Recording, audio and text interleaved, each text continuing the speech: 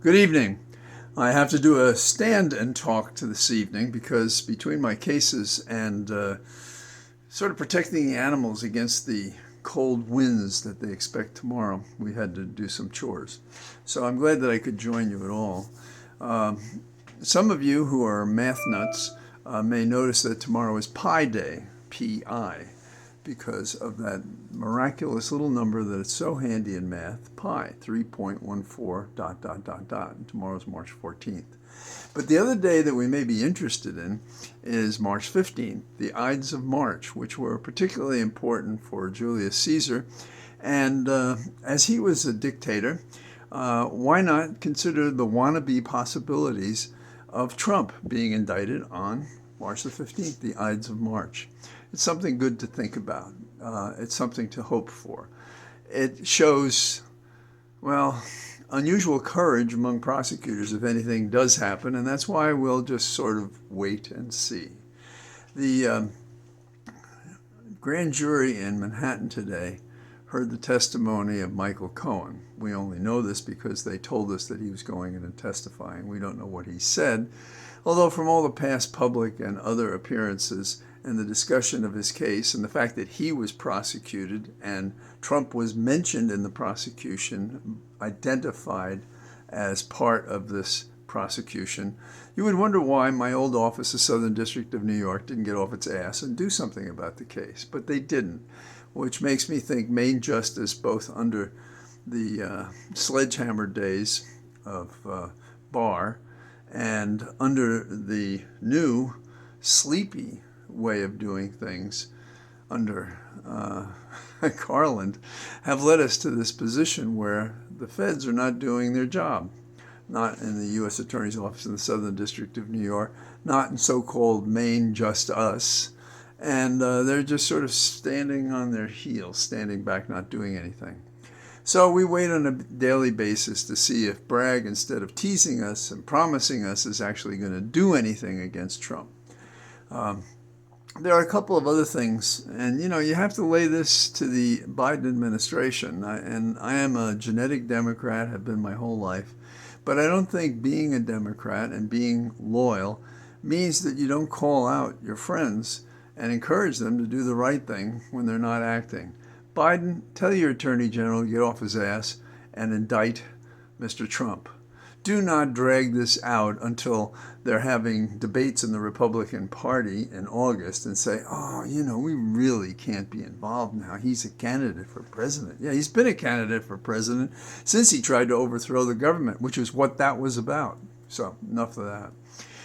You, of course, probably followed, however remotely you consider the tech sector of our economy, that the bank out in California, San Jose, the Silicon Valley Bank, SVB, they're calling it. I don't know why they use acronyms. It doesn't take so long to say Silicon Valley Bank, and everybody probably wonders, what is that? What does that acronym mean?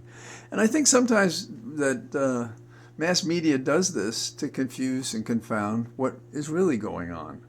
I am amazed at how our language interferes with our understanding of what's going on. So what is going on at the Silicon Valley Bank? Well, first of all, the bank failed, and they told that bit of information to all the relevant players, including the FDIC, Federal Deposit Insurance Corporation. Now, the interesting thing about that is if you are a person who has your money at that bank and it's less than $250,000, the FDIC covers it. If you have more than that, they don't. Now, that said, you can be so wealthy that they'll twist the rules around. And as of today, the latest word is that the FDIC and Biden and his government is going to make sure that everybody, as of this morning, as I understand it, this being Monday, as of this morning, that all their money, whatever they had in the accounts, is protected. Now, I'm not wishing upon anyone that they should suffer, but it is really distressing to me when we could so easily make whole people in a bank that without analysis to find out who might be at fault to bring this bank to failure, we just bail them out. But, we have to negotiate and think and fight and struggle to figure out, hey, are we going to help those people with student loans? Oh, I don't know about that. But, you get a high-tech billionaire in a venture capital bank, and we're okay with that. So I find that distressing. Also, there's another aspect to this that just stinks, and it is that Greg Becker, in charge of that bank, decided to take out $3.1 million several days ago before the bank was declared a failure. And he sprinkled some of the money to other people in the bank as of that date. Well, I think that money should be clawed back, brought back into the bank, empty the coffers of Greg Becker and others. And if they're made whole by this other questionable policy, so be it. We were always concerned that we actually do something to preserve and protect the atmosphere, our land, and we don't. And the government claims and promises to do all sorts of things and doesn't. What is the latest thing? Well, President Biden has agreed to allow in Alaska 16 million acres of public land to be open. And ConocoPhillips is going to put in 3 pads immediately. And do you know what they tell us so that we will be comfortable with this anti-environmental, anti-conservation policy? Well, we're not going to let them drill offshore. Well, this is no solace. What is this going to do to the environment up there? We can waste and destroy more things in more time. And instead of having fossil fuel, could we develop more wind and geothermal and save and talk about solar? Apparently not. And when we have exhausted all these fuels that are beneath the earth and endangered us in every way possible and not taken the precautions, then they'll put in rules so that only these powers, economic powers, control it.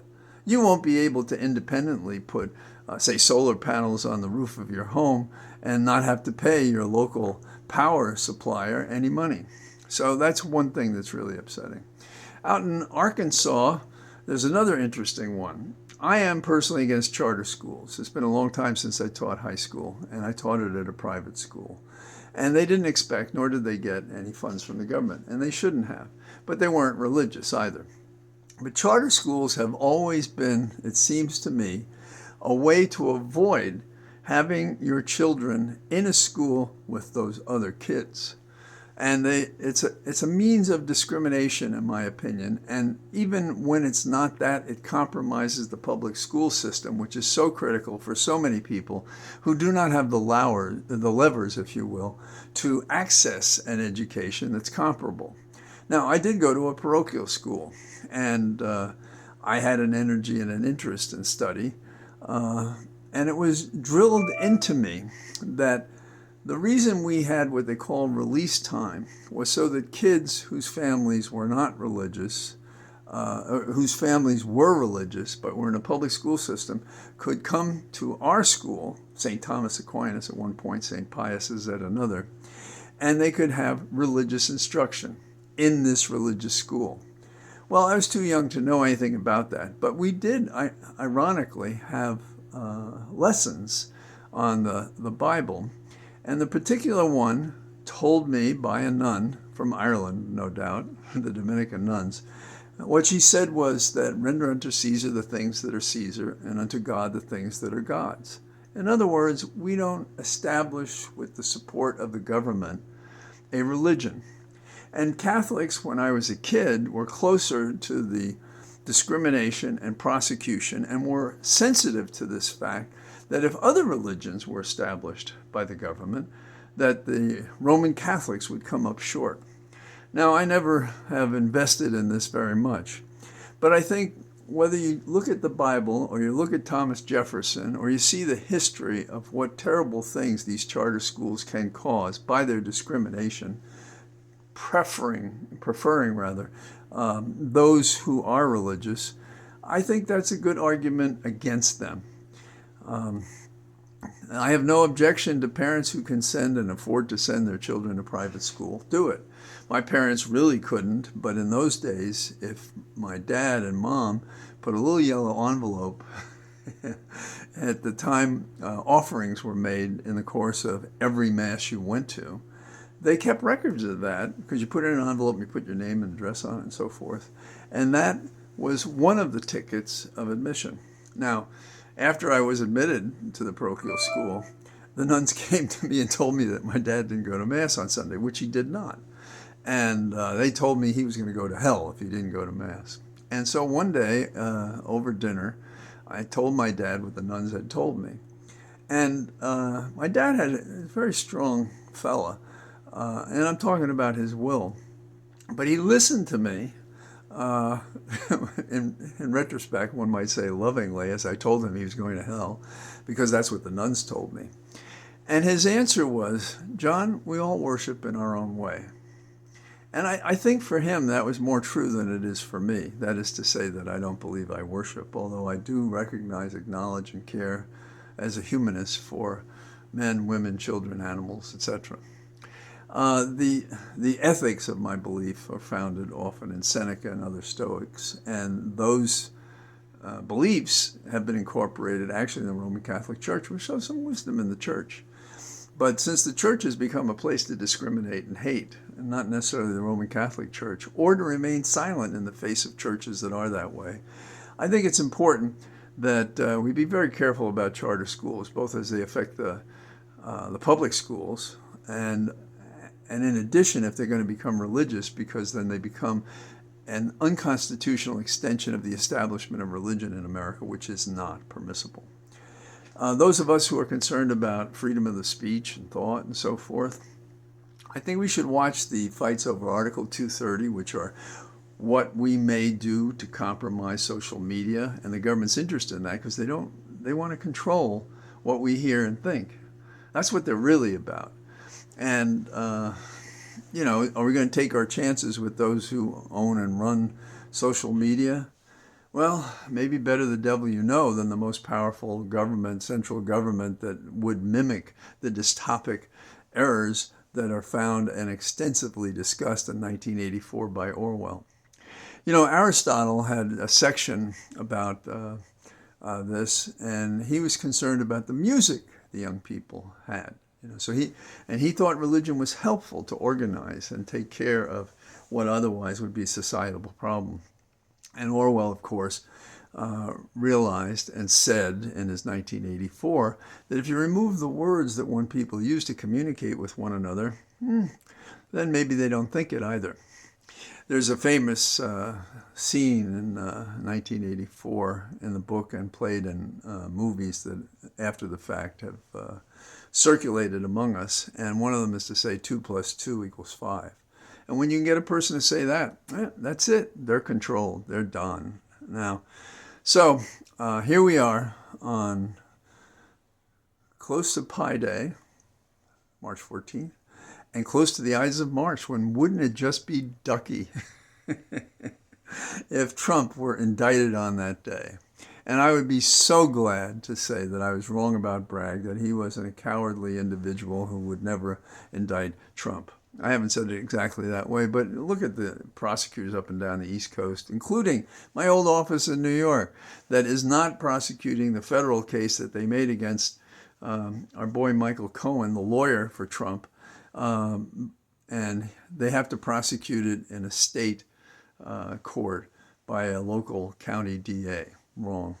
So I want to thank you for joining me. Forgive me if I went on long because I didn't have anything to concentrate on but talking to you and not avoiding tripping in the fields. I hope to be out in the elements tomorrow and to give a regular walk and talk instead of a stand and talk. All the best. Bye-bye.